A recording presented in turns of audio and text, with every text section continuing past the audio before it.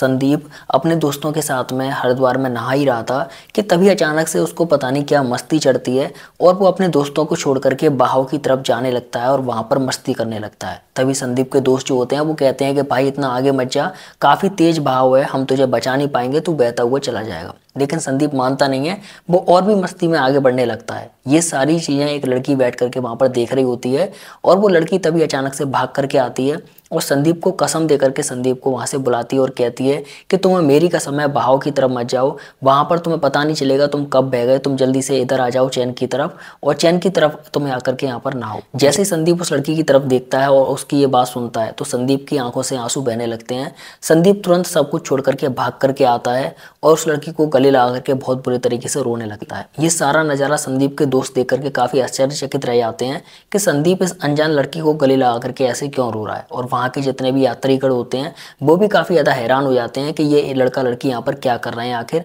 और इस तरीके से बुरी तरह क्यों रो रहे हैं। आखिर कौन था संदीप और कौन थी ये लड़की, और क्यों संदीप इस लड़की से इस तरीके से गले लगा करके रो रहा था, आइए जानते हैं इस पूरी कहानी को। बहुत ही दर्द भरी कहानी है और ये सच्ची घटना पर आधारित है। तो चलिए इस कहानी को शुरू करते हैं। बहुत ही मजा आने वाला है इस कहानी को सुनने के बाद में।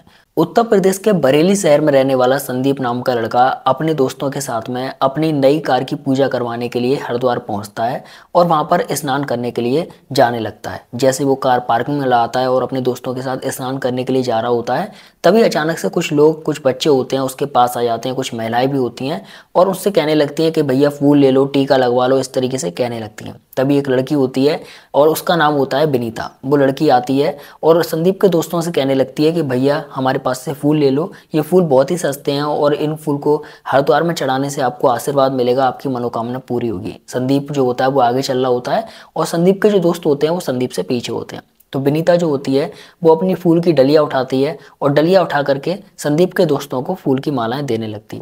तभी अचानक से संदीप की नजर जाती है उस लड़की की तरफ और जैसे ही विनीता लड़की को देखती है तो विनीता उसको देखने के बाद में वहां से गायब हो जाती है। उसके बाद में संदीप के जो दोस्त होते हैं वो तुरंत उस लड़की को रुपए देने के लिए आगे बढ़ते हैं तो वो देखते हैं कि वो लड़की जो है विनीता नाम की वहां से चली गई है। जैसे ही संदीप के दोस्त ये देखते हैं तो संदीप से कहते हैं कि भाई यहाँ पर एक लड़की थी जिससे हमने फूल लिए हैं, अब पता नहीं वो कहाँ चली गई। तो संदीप कहता है कि एक काम करो, तुम उस लड़की को देख लो, यहीं आसपास होगी, और जैसे ही वो लड़की मिल जाए उसको तुम जाकर के फूल के जो भी रुपए बनते हैं वो रुपए दे दो। बेचारी गरीब है और पता नहीं कहाँ से आई होगी, बहुत ही ज़्यादा गरीब लड़की होगी, उसके रुपए इस तरीके से मत रखो।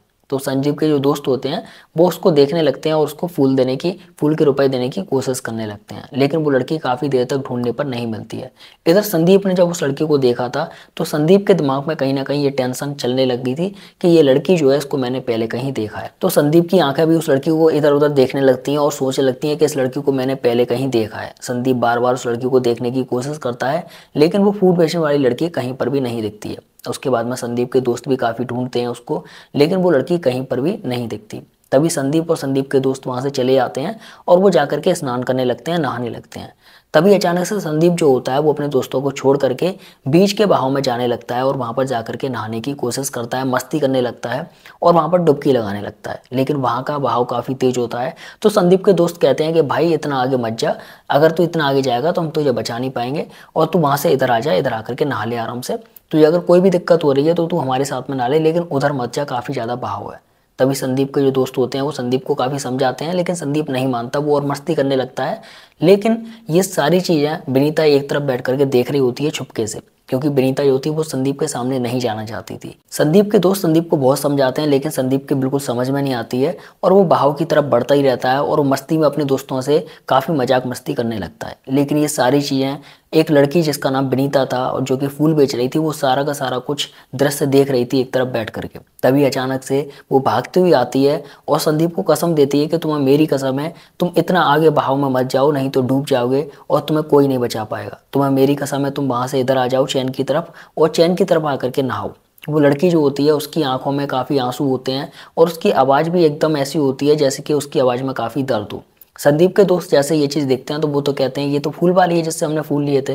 तो संदीप जो होता है वो जैसे ही उसको देखता है और देख करके संदीप तुरंत रोने लगता है और रोते हुए भागते हुए आता है और उस लड़की को गले लगा करके विनीता को रोने लगता है। जैसे ही संदीप उसको गले लगा करके रोने लगता है और चिपक जाता है उससे, तभी संदीप के दोस्त संदीप को और विनीता को दोनों को छुपाते हैं, शांत करते हैं। उसके बाद में संदीप और संदीप के दोस्त अपने कपड़े बदलते हैं। कपड़े बदलने के बाद में वो लोग विनीता को लेकर के एक पास के होटल में पहुंचते हैं और वहां जाकर के चाय पानी की व्यवस्था की जाती है। उसके बाद में सभी के सभी एक कोने की टेबल पकड़ लेते हैं और वहां बैठ करके फिर उनकी बातचीत शुरू होती है। तभी संदीप के जो दोस्त होते हैं वो पूछने लगते हैं संदीप से कि भाई तुम दोनों की शादी कब हुई थी और क्या हो गया था तुम दोनों के बीच में, क्योंकि संदीप के साथ में जितने भी दोस्त थे वो सारे के सारे नए दोस्त थे, जबकि संदीप की शादी हुई थी 2020 में और ये पूरा मामला है 2024 की शुरुआत का। तो संदीप के जो दोस्त होते हैं वो पूछने लगते हैं कि भाई बताओ क्या बात हुई थी, तुम दोनों के बीच में क्या हुआ था। तो संदीप बताने लगता है और अपनी कहानी को शुरू करता है। अब संदीप अपने दोस्तों को कहानी बताना शुरू करता है और कहता है कि भाई बात कुछ ऐसी है कि 2020 में मेरी और विनीता की शादी हुई थी। जब हम दोनों की शादी हुई थी सब कुछ हो चुका था। जब दहेज देखने की बारी आई थी तो मुझे पता चला कि विनीता की तरफ से विनीता के माता पिता ने मुझे दहेज में बुलेट नहीं दी है, जबकि हमने बुलेट की मांग करी थी और हमें बुलेट नहीं मिली थी। इसकी वजह से मेरे माता पिता काफ़ी गुस्सा हुए थे और शादी होने के बावजूद भी मेरे माता पिता ने विनीता को घर में नहीं आने दिया। मैं कुछ बोल नहीं पाया था क्योंकि मैं भी उस समय पर परेशान था, इसीलिए मैंने भी कुछ नहीं कहा। उसके बाद में फिर मैंने भी शादी नहीं करी और तब से मैं अभी तक अकेला ही हूँ। उसके बाद में फिर संदीप के जो दोस्त होते हैं वो कहते हैं यार तू तो बड़ा पागल निकला, तूने एक बुलेट के पीछे इतनी सुंदर और इतनी अच्छी शरीफ लड़की को छोड़ दिया, तू तो बहुत गलत निकला यार।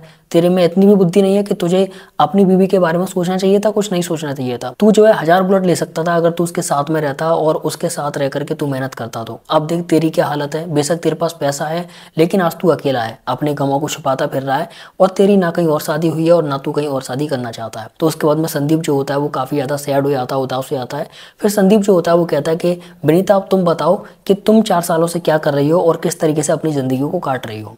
तो विनीता जो होती है वो रोते हुए कहती है कि मेरी ज़िंदगी तो तुम्हारे जाने के बाद में बहुत ज़्यादा बेकार हो चुकी है।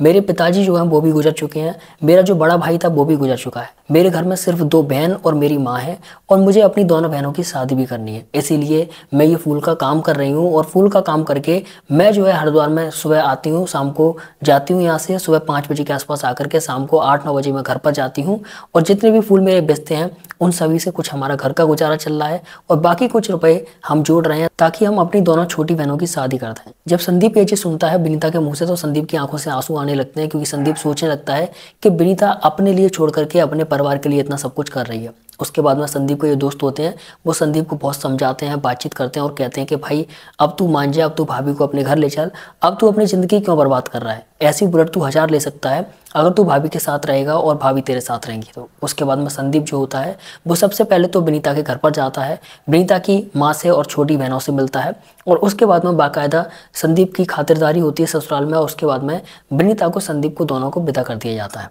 उसके बाद से विनीता जो होती है वो संदीप के साथ में संदीप के घर पर आती है।